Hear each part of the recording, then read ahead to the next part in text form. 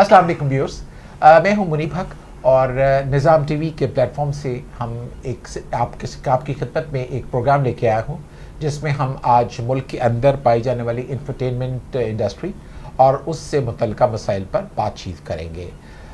हमारे आज के शो में हमारे मेहमान हैं, किसी तारुफ के मोहताज नहीं, legend artist, west style artist, बहुत उम्दा अपने किरदार में डूब कर काम करने वाले none other than Rashid Mahmood साहब। Sir, a very warm welcome to you। बहुत शुक्रिया मुनीब भाई, आपसे तो एक ऐसी कम्युनिकेशन, वो जो फ्रीक्वेंसी पिप्स हैं वो चूँकि एक ही फ्रीक्वेंसी पे है तो इसीलिए आपसे एक दोस्ती भी है, तो it's a pleasure for me, it's a pleasure. Rashid साहब, गुजारिश है कि पाकिस्तानी फिल्म इंडस्ट्री ने हमेशा एक अच्छा स्टार्ट दिया।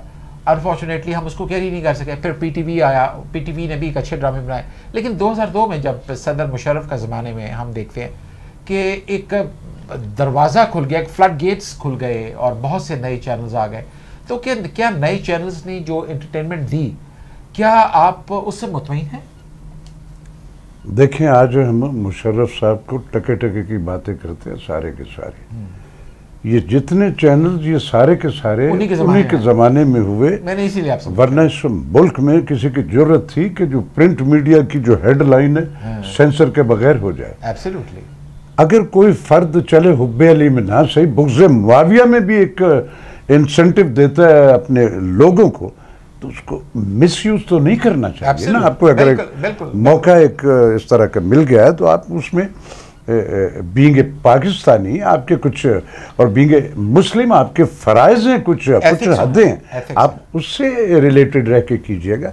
शुरू में चैनल्स पे एंटरटेनमेंट के हवाले से कुछ अच्छा काम हुआ, फिर उसके बाद एक रेटिंग, ये एक अजीब लफ्ज़ इजाद हुआ, रेटिंग।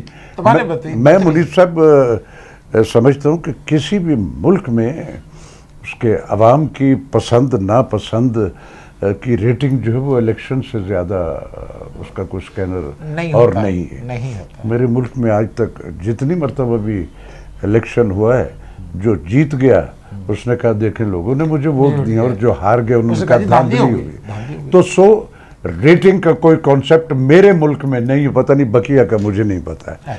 तो उसमें ये हुआ कि आगाज़ में कुछ कंपैरेटिवली बेहतर काम जो है वो हुआ। इजाद तो इस पाकिस्तान टेलीविज़न ने किया ना, इस मुल्क में, सब कॉन्टिनेंट में ड्रामा मदर जी। तो उसमें उसी के लोग जो यहाँ आके सारे के सारे सब इख्तियार हुए, जहाँ से सीखा था, जहाँ से गुरूम हुए थे, पैसों के चक्कर में भी छोड़ छाड़ के सब चले गए। उसके बाद आप किसी एक का नाम जो है उनकी कोटेशन, उनकी प्रोफाइल में जब भी आएगा, पीटीवी आएगा, वहां बैठ के उन्होंने कुछ नहीं किया, बंजर हो गए, सारे के सारे सोने के पिंजरों में बंद हो गए। उसके बाद हो गया कि एक इकोनॉमिकल इंसेंटिव की दौड़े लग गई, ख्वाब बिकने शुरू हो गए, भागने लगे। ओ यस।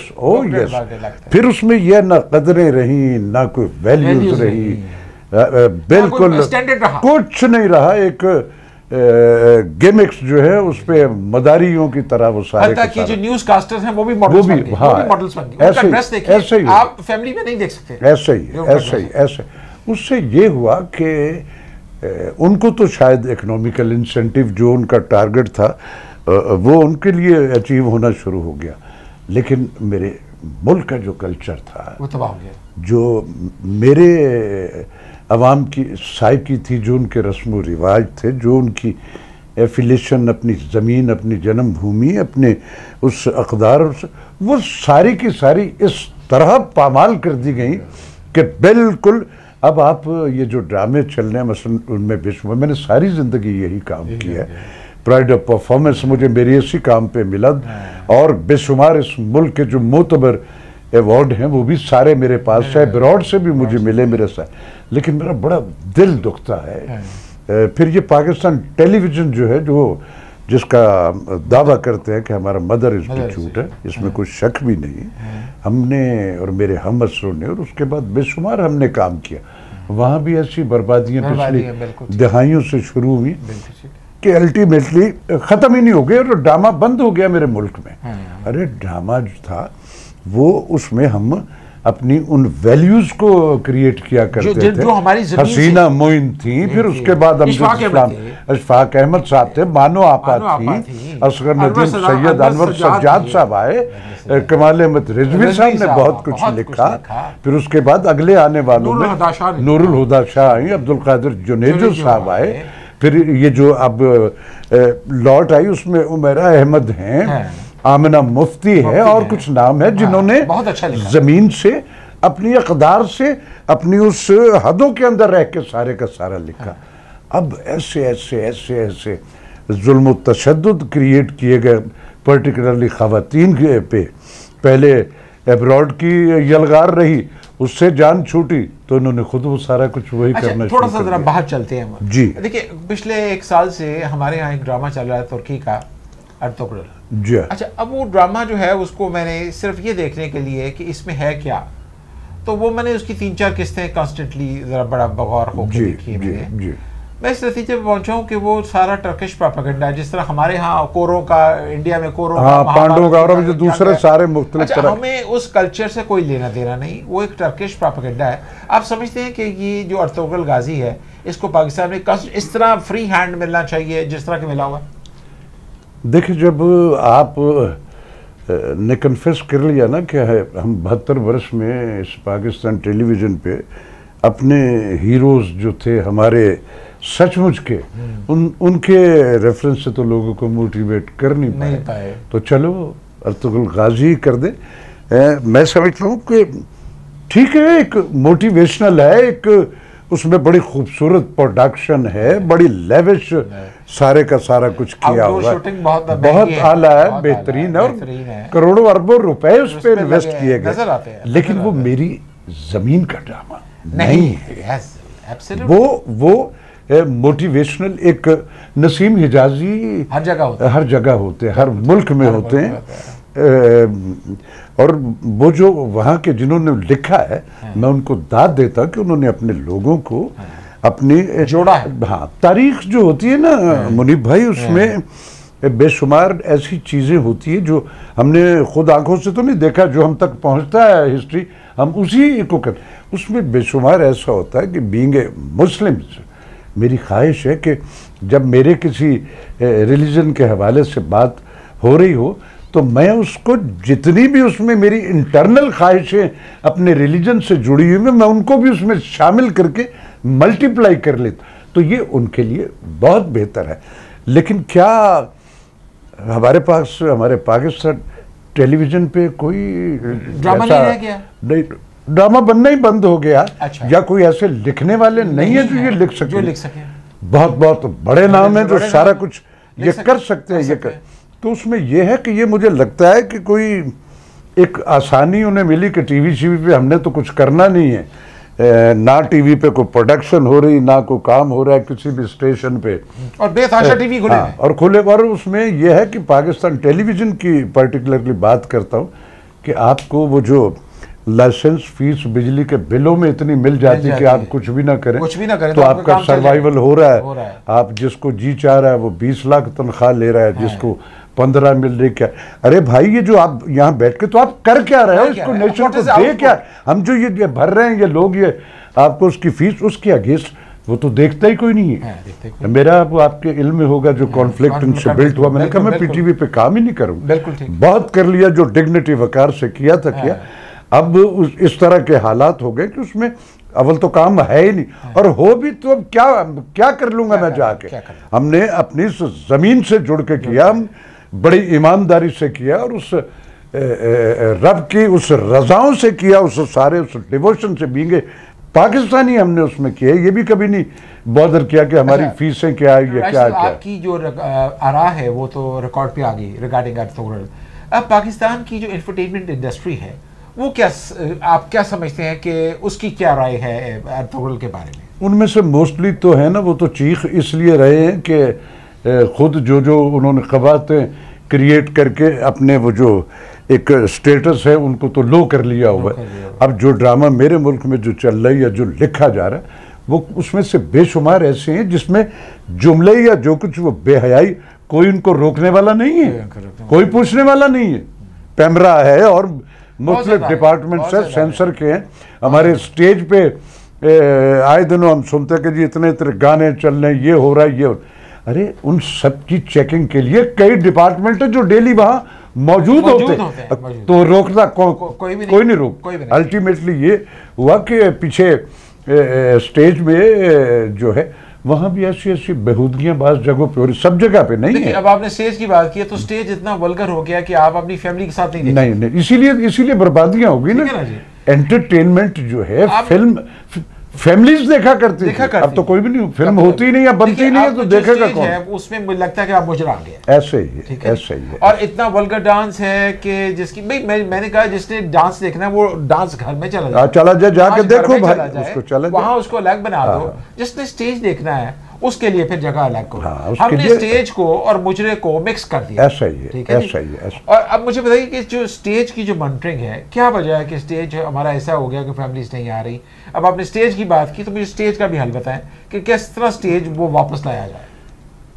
देखिए, मैं जब ये मेरा नया पाकिस्तान बना था तो अलहमरा आर्ट्स काउंसिल में मैंने भी बहुत अपने वक्त में स्टेज किया। अब इस आलम पीरी में उसमें चूँकि एग्जर्शन ज़्यादा होती है, वक्त ज़्यादा देना पड़ता है, और फिर जब आप सचमुच का ड्रामा कर रहे होते हैं तो आपको उसके सारे किरदारों को उस एक लिविंग में जाना पड़ता है। उसमें गिमिक्स या मदारी या ये चपड़ास वाला काम नहीं होता, वहाँ रोल करना होता। मुझे उन दिनों हमारे पंजाब के इंफॉर्मेशन मिनिस्टर फयाजुल हसन चौहान साहब थे, उन्होंने बुलाया मुझे।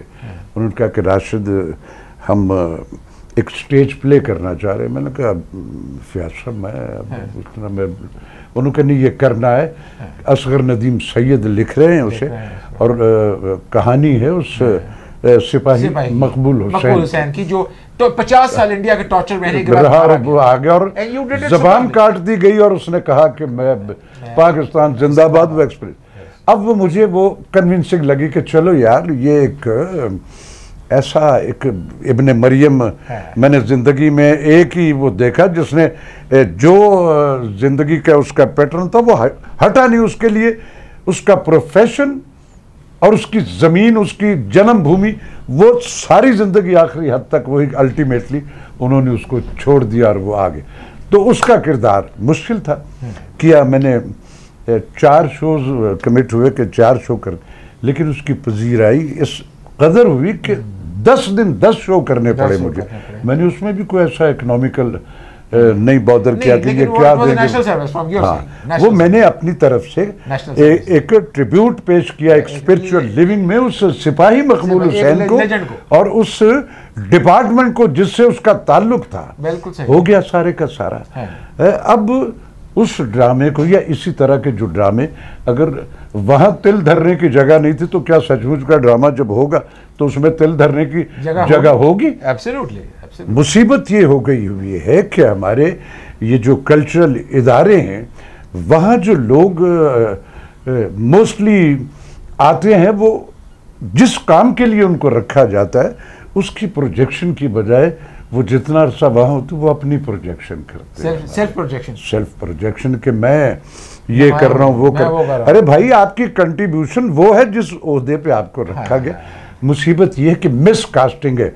अगर कल्चर से रिलेटेड तो वहाँ वो लोग होने चाहिए ना जो शनासा है, जिनकी प्रोफाइल में उस तरह की कोई एक आके लग गया जिस शख्स के वजूद में रब ने एस्थेटिक्स उसके कंटेंट्स में नहीं रखी हुई। आप स्टीवन स्पिलबर्ग से कहीं इससे निकाल के दिखा देंगे। उसके लिए कुछ एक प्रोसेस है, कुछ बेलने हैं, एक तरीका कार है, वो सारे का सारा उससे के बाद वो सारा कुछ होगा।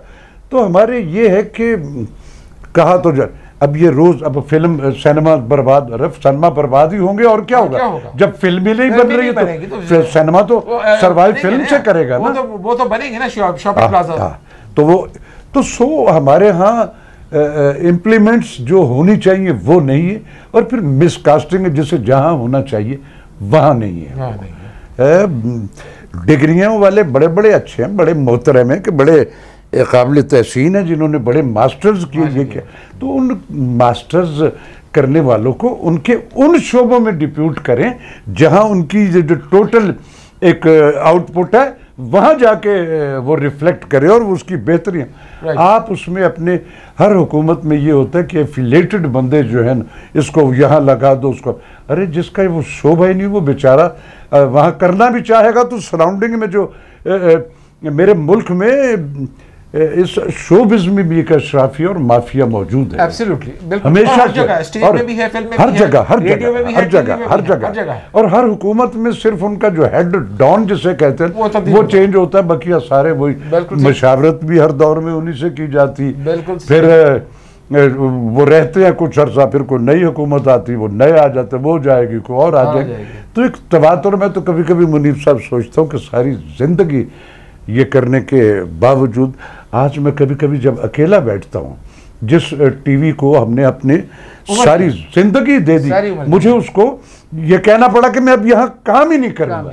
क्या सलूक किया उन्होंने मेरे साथ, तो ये अगर मेरे साथ ये तो और लोगों के साथ क्या कुछ होता होगा, या वो बोले नहीं होंगे, मैं बोल पड़ा तो उससे तकलीफ हो गई सबको। अच्छा, आपका जो कैरियर है उसमें आपने कुछ ऐसे लाजवाल ड्रामे किए हैं जो आपकी पहचान बन गए जी। बस आपने कैदू को रोल किया, तो वो कैदू का रोल हर पंजाब के तूल अर्ज में अटक से लेकर मियाँ वाली तक, मियाँ वाली से लेकर लाहौर तक, और लाहौर से लेकर सरगोदा तक, जहाँ जहाँ वो रोल देखा गया है उस रोल को अल्लाह का शुक्र। और बिल्कुल वो यूं लगा कि शायद आपने उसको इतना एब्जॉर्ब किया अपने अंदर कि लगा भाई मैंने आ गया। अपने पहले डेब्यू सीरियल से शाहीन से लेके इस लम्हे मौजूद तक इतने नेगेटिव रोल किए हैं कि लोग, लेकिन मैं खुशकिस्मत ये रहा कि मुझे नेगेटिव रोलों में हर बार नया कल्चर, नई जमीन, एक नई तो मैं उसको करता। लेकिन मैंने इस मुल्क में सुबहानी व यूनुस और मोहम्मद कवी खान साहब दोनों बड़े हैं, मैंने बहुत कुछ सीखा है ऐसे बड़े लोगों से। उनकी मोहब्बत और शफकत सारी ज़िंदगी मेरे साथ रही है और अब भी है कवी खान साहब की। मैं तीसरा फर्द हूँ जिसने पाकिस्तान टेलीविज़न पे मिर्ज़ा गालिब का रोल किया। इस मुल्क में सागर सिद्दीकी से सारी लिटरेरी दुनिया जो है, जहाँ जहाँ भी लोग हैं, सब शनासा हैं और उनकी ज़िंदगी के मुख्तलिफ अदवार हैं, कैसे कैसे वो।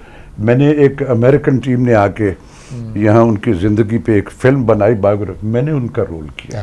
फिर इसी तरह सिर्फ ये दरख्वास्त कि कैदू, फर्डिनेंड, शाहीन या इंडियन आर्मी के कर्नल का रोल, इसमें से कोई जो आपको अच्छा लगता है, कैदू का कोई चंक हमें। हाँ, चले मैं असल में मुनीब भाई, मैं जितने भी ये काम करता हूँ, ये मैं बिल्कुल कोई मुबालगा या लफाजी नहीं है।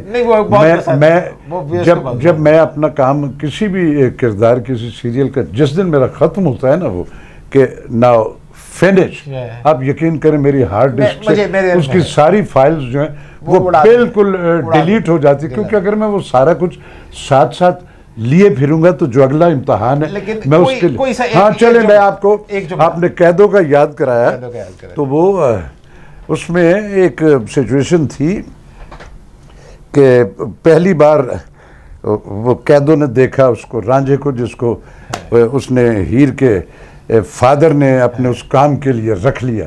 तो अब कैदों ने पहली बार उस कैरेक्टर को देखा, उसका विजुअल ये वो अब उसके देखते हुए उसके इर्द गिर्द वो घूम रहे हैं, तो मासूफ क्या बोलते हैं,